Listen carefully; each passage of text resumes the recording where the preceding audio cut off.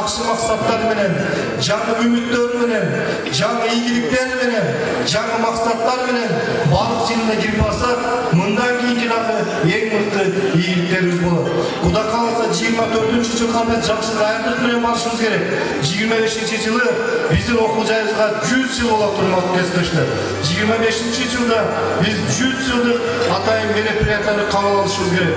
Ошондуктан Кыргызстанда биринчилерден болуп биз Кыргызстанда 100 жылдык майрамды майрамдай турган бир педагогикалык окуу жай катары биз дагы бир жолу эсенги өлкөсү болсун, дүйнөдө болсун биз кабыл алышыбыз керек.